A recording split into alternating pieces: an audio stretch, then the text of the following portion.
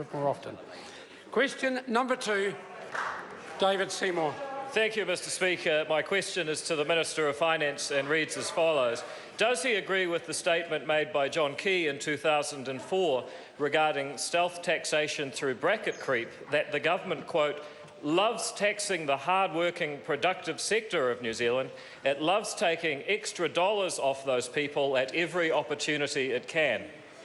The Honourable Bill English. Mr. Speaker, the statement made by the Prime Minister was not specifically made about bracket creep.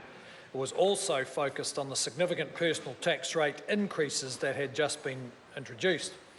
But I do agree that the then government did enjoy taxing the productive sector and hard-working New Zealand families.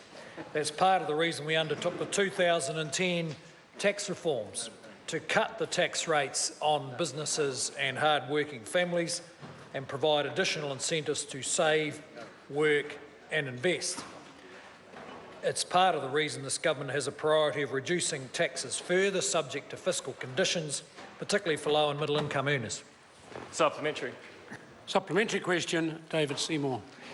How does that square with the fact that by 2017, through stealth tax hikes through bracket creep, this government will have pinched an extra $2.1 billion from the back pocket of the New Zealand taxpayer since those 2010 tax changes? The Honourable Bill English. Well, Mr. Speaker, we could debate the figures. We're currently in a situation where inflation is very low. So since the 2010 tax cuts, we've seen inflation of 5% and wage increases of 15%. So the main reason people find themselves in higher tax brackets is because of wage increases. However, there has been some effect from the 5% inflation over that 5-year period.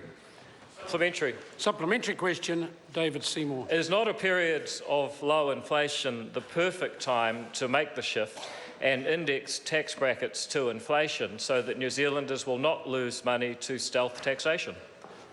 The Honourable Bill English. Well, Mr. Speaker, it's a matter of weighing up a range of objectives that government has.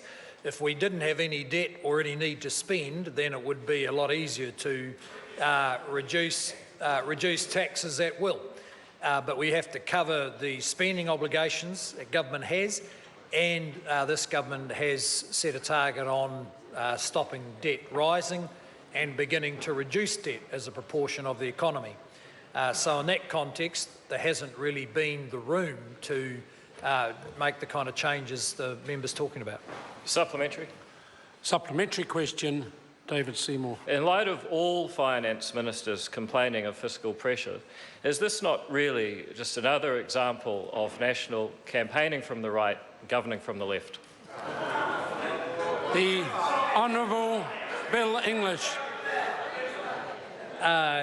No, Mr. Speaker, the national campaign from the middle and is governed from the middle, and that seems to be reasonably effective.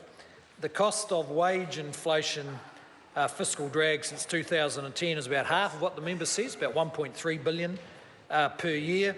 And just to put that in context, this very moderate middle stream government has cut ACC levies by $2 billion per year since 2010, twice the amount of fiscal drag.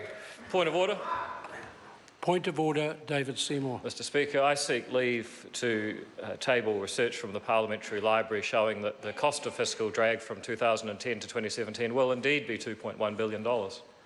I will put the leave sought to table that information. Is there any objection? Thank you. There is none. It can be tabled. Question